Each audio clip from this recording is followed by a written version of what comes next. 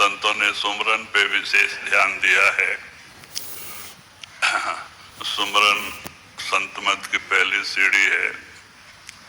अगर हमें अंदर जाना है, भजन में तरक्की लेना है, तो हमें सुमरन को पक्का करना पड़ता है। जब तक सुमरन पकेगा नहीं, यानी अपने आप नहीं चलेगा, पहले तो जबान से करनी पड़ती है। करते करते करते मन को आदत हो जाती है, फिर मन ही सुमरन करने लगता है। जब मन से सुमरन चलने लगे तब समझो कि अभी आप पक्का हो गए। तो आप किसी से बात भी करते रहो तो मन सुमरन से जुड़ा रहता है। आप कोई काम करते रहो तो मन सुमरन से जुड़ा रहता है, अजपा हो जाता है। तब समझो कि जब मन से चालू हो गया तब समझो आपको कामयाबी मिलेगी। अब आपका रूहानी सफर स्टार्ट होता है और धीरे धीरे रूह चढ़ाई करने लगती है। लेकिन जब तक आपका सुमरन नहीं पकेगा, मन से नहीं चलेगा और सुमरन अपने आप नहीं चलने लगेगा, तब तक आप कभी भी भजन आपका नहीं बन सकता। इसीलिए आपको रात दिन सुमरन के पीछे पड़ना चाहिए। सुमरन संत मत की पहली सीढ़ी है। हम सुमरन को छोड़ देते हैं, शब्द के पीछे लग जाते हैं, कोई और साधन में लग जाते हैं, लेकिन कुछ नहीं। आप रास्ता चलते हुए, काम करते हुए, खेती में काम करते हुए, खाना बनाते हुए सुमरन कर सकते हैं। सुमरन किसी भी समय माने किसी भी हालत में करेंगे तो वो आपके पल्ले में जमा होता है। और इसीलिए सुमरन के ऊपर ज्यादा जोर दिया जाता है, क्योंकि सुमरन को जब तक हम पकाएंगे नहीं, सुमरन अपने आप नहीं चलने लगेगा, तब तक हमारा भजन नहीं बनेगा। चाहे हम रात दिन भजन में बैठे तो हमें सुमरन के पीछे पड़ना चाहिए। रास्ता चलते हुए, काम करते हुए, खाना खाते हुए, कोई भी समय हम सुमरन कर सकते हैं। अपनी खेती में काम करते समय हमें सुमरन करने के लिए कोई रुकावट नहीं है। तो सुमरन करेंगे ही तो फायदा मिलेगा। सुमरन संत मत की पहली सीढ़ी है। अंदर जाने के लिए वही कुंजी है। तो सुमरन को पकाना बहुत जरूरी है। सुमरन कहते हैं, गुरु भक्ति बिन शब्द में पचते, सो भी जन मूर्ख जान। स्वामी जी महाराज कहते हैं, जो गुरु भक्ति पूरा हुए बगैर शब्द के पीछे पड़ते हैं वो मूर्ख है। कहते हैं वो कभी कामयाबी हासिल नहीं होती, क्योंकि शब्द खुलेगा गुरु मेहर से, सुरत को खींचे गुरु बलवान। जो शब्द है वो गुरु के कृपा से खुलता है, गुरु का दात है। और जब तक वो सच्चा शब्द आपके अंदर प्रकट नहीं होगा, आपकी रूह को ऊपर खींच नहीं सकता। तो इसीलिए बहुत जरूरी है कि हम सुमरन के पीछे पड़े। 5 नाम का सुमरन, और वही नहीं होता है, मन उस पे जाता नहीं। क्यों? मन एक जन्म नहीं, करोड़ों जन्मों के कर्मों की मैल मन पे चढ़ी हुई है। मन मलिन है और हम उसे सुमरन में जोड़ना चाहते हैं तो वो दुनिया की तरफ भागता है। हम बहुत प्रयत्न करते हैं लेकिन मन टिकता नहीं। यहाँ तक कि लोग भजन भी छोड़ देते हैं। और ज्यादातर लोग जो भी मिलते हैं सब कहते हैं, क्या करें महाराज, मन लगता नहीं। मन तो अपना काम करता ही है, हमें भी अपना काम करना चाहिए। हमें जबरदस्ती मन को सुमरन से जोड़ना, हमारी लड़ाई मन से ही है, दुनिया में और किसी से नहीं है। एक साधु की लड़ाई, एक सत्संगी की लड़ाई अपने मन से है। आप अपने मन को अपने बस में कर लो तो 3 लोक के बनाने वाले को बस में कर लिया। आप ही महात्मा है, सारी रिद्धि सिद्धि आपको मिल जाएगी, आप में आ जाएगी, आप महात्मा हो जाएंगे। लेकिन इसी को बस में करना कठिन है। मन के साथ एक भगत की सत्संगी की लड़ाई मन के साथ है। हम मन का साथ छोड़ के दूसरे के साथ विरोध करते हैं। भाई सब अपने भाई बंधु हैं, सारी आत्मा उस परमात्मा का बेटा है, सतनाम के समुद्र से आई हुई बूंदे हैं, सब पवित्र हैं। दोष मन में है, मन ही कर्म कराता है, कर्मों की मैल मन पे ही चढ़ता है, आत्मा पे नहीं। आत्मा पहले भी निर्मल थी, आज भी निर्मल है और आगे भी निर्मल रहेगी। क्यों? आत्मा परमात्मा का बेटा है, ये सतलोक सचखंड का रहने वाला है। तो इसीलिए महात्मा कहते हैं कि आप शरीर नहीं हो, शरीर तो अपने कर्मों के भुगतान के लिए आपको मिला है, आप आत्मा हो। और आत्मा ना स्त्री है ना पुरुष है, सब आत्मा का एक ही रूप है, शब्द और प्रकाश। परमात्मा भी शब्द और प्रकाश है, हमारी आत्मा भी शब्द और प्रकाश है। जब आप गुरु का हुक्म मान लो, रोज 3.5-4 घंटे की बैठक बना के 9 दरवाजे छोड़ के 10वें में आओ, जब आपकी तीसरी आंख खुलेगी तो पहले आपको अपनी आत्मा ही नजर आएगी। आत्मा यहाँ है, बैठी हुई है। आत्मा यहाँ से नीचे नहीं जाती। आत्मा का स्थान दोनों आंखों के बीच में, मन भी यही है, आत्मा भी यही है। तो इसीलिए महात्मा हमें दोनों आंखों के बीच में ही ध्यान टिकाने को कहते हैं, क्योंकि मन वही मन का स्थान है। जब हम दोनों आंखों के बीच में ध्यान टिकाते हैं, सुमरन करते हैं, तो मन को दूसरे तरफ जाने का मौका नहीं मिलता, मन निर्मल होता है। और जैसे ध्यान यहाँ से हटा तो मन भागा बाहर। आप ध्यान आंख बंद करके बैठे रहो, मन ही नहीं रहता है। मन कहीं बाजार में घूमता है, नहीं तो खेती में घूमता है। आप आंख बंद करके बैठे, कोई फायदा नहीं।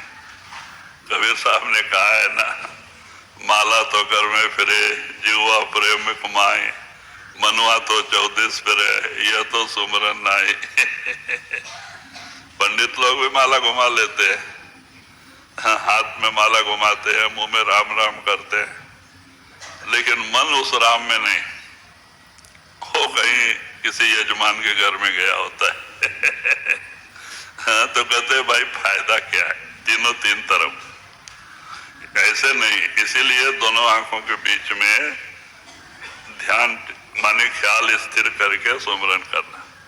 तो जितना टाइम आपका दोनों आंखों के बीच में ध्यान रहेगा तो मन दूसरे तरफ नहीं जाएगा, क्योंकि मन का स्थान वही है। आप वहीं ध्यान टिकाए हैं तो मन को दूसरे तरफ जाने का मौका नहीं मिलता।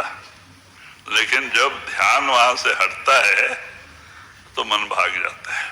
मन बहुत शैतान है, ये त्रिलोकी का मालिक है, ये कोई छोटी मोटी ताकत नहीं है कि इसको बस में कर लो। 33 करोड़ देवी देवता, ब्रह्मा विष्णु महेश्वर, सारे ऋषि मुनि, योगी जपी तपी, सब इसके शिष्य हैं, सब मन के अंडर में है। मन को जीतना कोई साधारण बात नहीं है। मन ब्रह्म से आया है, उसके अंदर बहुत ताकत है। जब आप उसके साथ लड़ाई लड़ते हैं तो पता चलता है मन क्या चीज है। हम उसका ही कहना मानते हैं, उसका ही कहना से उठते बैठते हैं, खाते पीते सोते हैं, तो मन क्या चीज है और हम कौन है हमें क्या पता। जब हम उसके साथ लड़ाई लड़ेंगे तब पता चलेगा। वो लंगोटी लगा के खड़ा हो जाता है सामने, बड़े बड़े को पस्त कर देता है। वो कोई छोटा मोटा पहलवान नहीं है, त्रिलोकी का मालिक है वो। तो कहते हैं इसको जीतना कठिन, इसी को बस में करना भारी है। और जब तक आपका मन आप अपने बस में नहीं करेंगे आपको कामयाबी नहीं मिलेगी, आप कभी अंदर नहीं जा सकते। तो इसीलिए आपको सुमरन के पीछे पड़ना है। 5 नाम का सुमरन, चलते फिरते काम करते सुमरन नहीं टूटे। जब सुमरन का लड़ी लग जाएगी मन से सुमरन चलने लगेगा तो समझो आप कामयाबी के रास्ते पे जा रहे हैं। तो धीरे धीरे आपका रूहानी सफर स्टार्ट, चेतन ऊपर चढ़ाई करने लगेगा। और एक दिन 9 दरवाजे खाली करके तीसरी आंख खुल जाएगी। वो शिव नेत्र, तीसरी आंख, वो खाली शिव को था, आपको नहीं, ऐसी बात नहीं। परमात्मा ने सबको दिया है वो तीसरी आंख। जब हमारी रूह यहाँ तक सुन्न हो जाता है, चढ़ाई कर लेती है, शरीर सुन्न होता है, तो वो तीसरी आंख खुलती है और उससे अंदर की चीजें दिखाई देती हैं। उससे आप अंदर देखो, ये रक्त मांस का पुतला नहीं है, अखुट भंडार बड़े बड़े, अंदर में 16 लोक है और परमात्मा ने अपने सारे खजाने अंदर रखे हैं। बड़ी विचित्र रचना है जो मानव शरीर के अंदर परमात्मा ने रची है। इसीलिए इसको नर नारायणी शरीर कहते हैं। ये बहुत कीमती समय है, परमात्मा ने आपको दिया है इस 84 के जेल खाने से छुटकारा पाने के लिए। ये काम आप इसी में कर सकते हैं, दूसरे शरीर में नहीं कर सकते। दूसरे शरीर में आत्मा चली जाएगी, पेड़ पौधों के शरीर में, कीड़े मकोड़े के शरीर में आप क्या करेंगे? उस समय विचार ताकत ही नहीं होती, अज्ञानता होता है। तो केवल एक मानव शरीर ही मुक्ति का दरवाजा है। ये 84 का आखिरी डंडा है। एक कदम आगे रखा, आकाश पे पहुंच गए, मुक्ति हो गई। एक कदम फिसला तो फिर पृथ्वी पे आ गए, फिर सीढ़ी चढ़ना, 84 का चक्कर लगाना। ना मालूम कब फिर मानव शरीर मिले या ना मिले। तो बहुत अच्छा समय परमात्मा ने हमारे हाथ में दिया है। ये आपको इस दुख से छुटकारा पाने के लिए दिया है, 84 के जेल खाने से मुक्ति के लिए दिया है। पेट भरना, कुटुंब परिवार का पालन पोषण करना, बाल बच्चे में ही मस्त रहना, ये तो पशु पक्षी भी कर लेते हैं। अगर इतने में इतना अमल समय बर्बाद कर गए तो हमारे में उन जानवरों में क्या फर्क है? कहते नहीं भाई, ये नर नारायणी शरीर है, करोड़ों जन्मों के पुण्यों से ये मिला है, परमात्मा ने दिया है इस दुख से छुटकारा पाने के लिए, ये भवसागर से पार होने के लिए।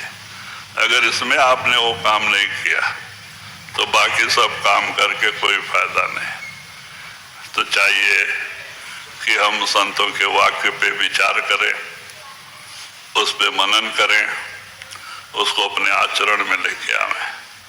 हम सत्संग सुनते हैं, इधर से सुनते हैं, इधर छोड़ देते हैं। कितने बरस भी सत्संग सुनेंगे तो हम जहां के तहां ही रह जाएंगे। जब तक सत्संग पे अमल नहीं करेंगे, महात्मा जो कहता है उस पे चलेंगे नहीं, तब तक सत्संग रंग नहीं लाएगा। उन वाक्यों की कदर हमें पता नहीं चलेगा। जब हम उस पे अमल करेंगे, चलेंगे, तो हमारे अंदर 100% परिवर्तन आना ही आना है। संतों के वाक्य पवित्र होते हैं, निर्मल होते हैं और वो सुनने से हमारे कर्म कटते हैं। तो इसीलिए चाहिए कि हम सत्संग सुने, विचार करें, उस पर अमल करने की कोशिश करें। तब जब सत्संग का पता चलेगा कि सत्संग में क्या ताकत है, हम देखेंगे हमारे अंदर परिवर्तन आएगा, हमारा आचार विचार व्यवहार सब चेंज होगा। अगर हम सत्संग के वाक्य पे अमल नहीं करेंगे तो जहां के तहां ही रह जाएंगे, हमारे अंदर परिवर्तन नहीं आएगा। इसीलिए यही कारण है कि आज लोग 30 साल हो गए, 40 साल हो गए नाम लेके, जहां के तहां ही है, कोई परिवर्तन नहीं। ना गुरु के ऊपर भरोसा आया, ना सत्संग के ऊपर प्यार आया। क्यों? हमने सत्संग पे अमल नहीं किया, हमने इस कान से सुना, इस कान से छोड़ दिया। तो ऐसे कितना बरस भी अगर हम सत्संग में रहें कोई फायदा नहीं। जब तक हम अमल नहीं करेंगे कामयाबी नहीं मिलेगी। कारण यही है, अगर हम अमल किए होते तो आज हम कहां से कहां पहुंच गए होते। हम दुनिया को देने वाले बन गए होते, मांगने वाले नहीं। लेकिन आज हम परमात्मा के बेटे होके खाने के लिए तरस रहे हैं, नौकरी के लिए तरस रहे हैं, कपड़ा और रोटी के लिए तरस रहे हैं, जबकि आप दाता हो, दुनिया को देने वाले हो, लेकिन अपने आप को आप भूल गए हो। अपने आप को शरीर समझ लिया है, ये दुनिया अपना देश समझ लिया, ये परिवार अपना सच्चा रिश्ता समझ लिया। ये धोखा है, ये काल ने आपको धोखा देने के लिए बनाया है। यहाँ आपका कोई नहीं है। अगर आपका कोई है सतलोक सचखंड में, वो परमात्मा। दूसरा गुरु, जो आपके ऊपर अपने बिछड़े पिता से मिलाने का वादा किया है। सारी दुनिया छोड़ दे लेकिन गुरु नहीं छोड़ता, वो आपका है। ये दुनिया नहीं है, ये धोखा है, जिसके प्रेम में हम इतना अमूल्य समय बर्बाद कर रहे हैं। हम धोखे में जा रहे हैं। एक एक श्वास आपका 3 लोग से भी कीमती है। कबीर साहब जी ने कहा है, कहता हूं कह जाता हूं, कहूं बजाए ढोल, श्वासा खाली जाता है 3 लोग का मोल। 3 लोग से भी कीमती श्वास आपका खाली चला जा। ये झूठे दुनिया के मोह में, प्रेम में आप गवा रहे हैं। आप इसको सच माने। अगर सच होता तो जाने के समय आपका साथ क्यों छोड़ता। जब आपके साथ कुछ आया नहीं है तो आपके साथ कुछ जाएगा भी नहीं। आप भूल गए हैं। आप आने के समय खाली हाथ आए थे, जाने के समय खाली हाथ जाना है। ना कुछ लेके आए थे, ना कुछ लेके जा सकते हैं। लेकिन जीव मोह बसात दुनिया को अपना बना के दुखी हो जाता है। दुख अपने आप लेता है, इसको दुख देने वाला कोई नहीं। दुख तो वो अपने आप ले लेता है। अगर ये गुरु का हुक्म मान ले और 3-4 घंटा रोज भजन करे, अंदर आवे, इसकी तीसरी आंख खुल जाए, ये देख सकता है दुनिया कैसे बनी है, काल जीवों को कैसे धोखा दे रहा है। सब कुछ दिखाई देने लगता है और आपका प्रेम प्यार दुनिया से हट जाएगा और गुरु और नाम से जुड़ जाएगा। तो इसीलिए चाहिए कि सुमरन के ऊपर ध्यान दें। सुमरन जो संतों ने आपको दिया है, ये बड़ा कीमती हीरा है, बड़ा कीमती वस्तु है। उसकी कदर करो, सुमरन के ऊपर ध्यान दो।